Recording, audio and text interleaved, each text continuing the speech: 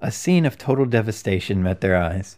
A grandfather clock lay splintered at their feet, its face cracked, its pendulum lying a little farther away like a dropped sword. A piano was on its side, its keys strewn across the floor. The wreckage of a fallen chandelier glittered nearby. Cushions lay deflated, feathers oozing from slashes in their sides. Fragments of glass and china lay like powder over everything. Dumbledore raised his wand even higher, so that its light was thrown upon the walls, where something darkly red and gluttonous was spattered over the wallpaper. Harry's small intake of breath made Dumbledore look around. "Not pretty, is it?" he said heavily. "Yes, something horrible has happened here."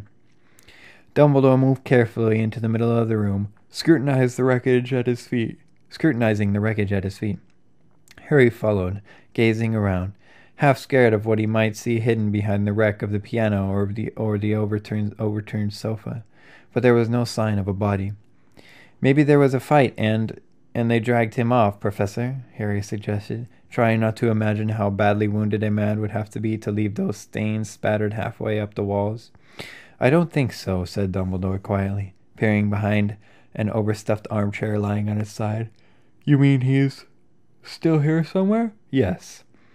And without warning, Dumbledore swooped, plunging the tip of his wand into the seat of the overstuffed armchair, which yelled, "Ouch!" "Good evening, Horace," said Dumbledore, straightening up again. Harry's jaw dropped.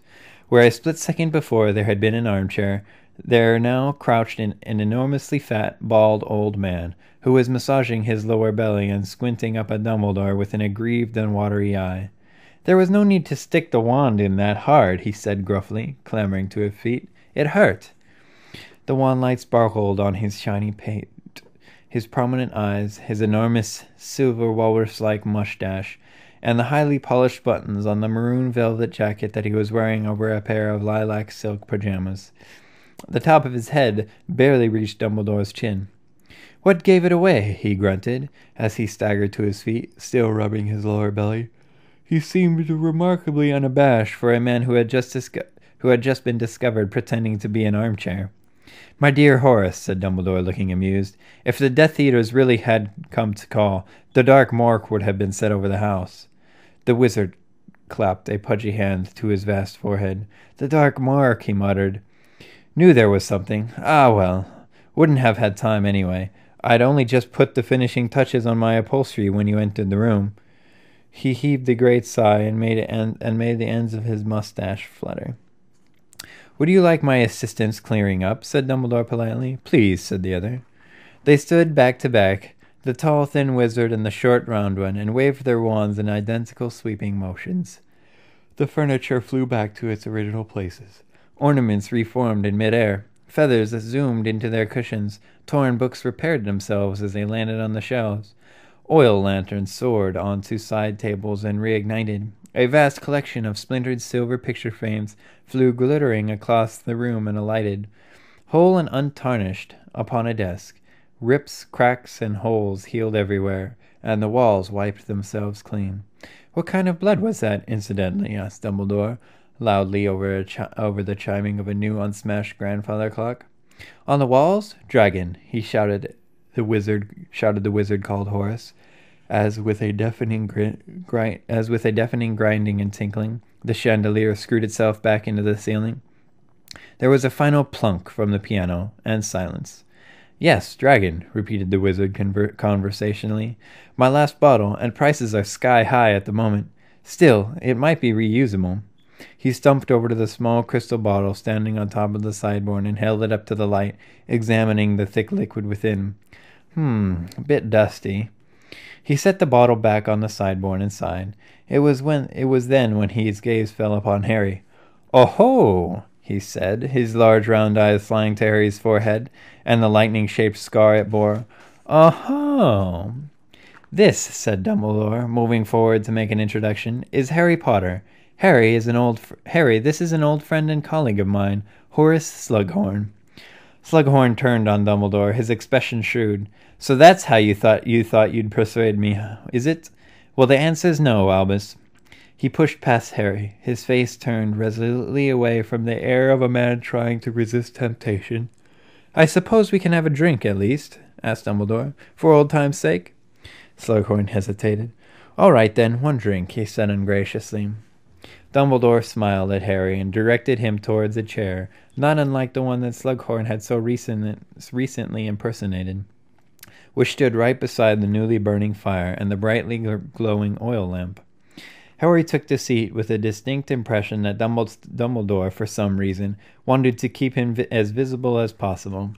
Certainly, when Slughorn, who had been busy with his decanters and glasses, turned his face to the room again, his eyes fell immediately upon Harry. "Humph," he said, looking away as quickly as though frightened of hurting his eyes. "Here," he gave the drink to Dumbledore, who had sat down without invitation, thrust the tray at Harry, and then sank into the cushions of the repaired sofa in a disgruntled silence. His legs were so short they did not touch the floor. "Well, how have you been keeping, Horace?" Dumbledore asked. "Not so well," said Slughorn at once. "Weak chest. Wheezy rheumatism, too. Can't move like I used to. Well, that's to be expected. Old age. Fatigue." "And yet you must have moved fairly quickly to prepare such a welcome for us at such short notice," said Dumbledore. "You can't have had much more than 3 minutes' warning," Slughorn said, half irritably, half proudly. "2. Didn't hear my intruder charm go off. I was taking a bath still," he said sternly, seeming to pull himself back together again. "The fact remains that I am an old man, Albus, a tired old man who's earned the right to live quietly with a few creature comforts." He certainly had those, thought Harry, looking around at the room. It was stuffy and cluttered, yet nobody could say it was uncomfortable. There were soft chairs and footstools, drinks and books, boxes of chocolate and plump cushions.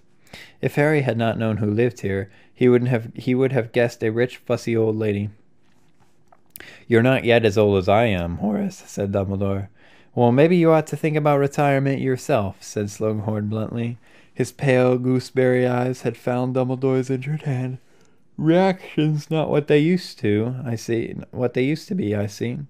"You're quite right," said Dumbledore serenely, shaking back his sleeve to reveal the tips of those burned and blackened fingers. The sight of them made the back of Harry's neck prickle unpleasantly. "I am undoubtedly slower than I was. But on the other hand," he shrugged and spread his hands wide as though to say that age has had its compensations. And Harry noticed a ring on his uninjured hand that he had never seen Dumbledore wear before.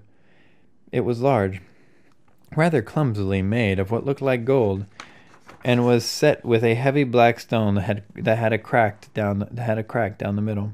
Slughorn's eyes lingered for a moment on the ring too, and Harry saw a tiny frown momentarily crease on his wide forehead. "So, all these precautions against intruders. Horace, are they for the Death Eater's benefit or mine?" asked Dumbledore.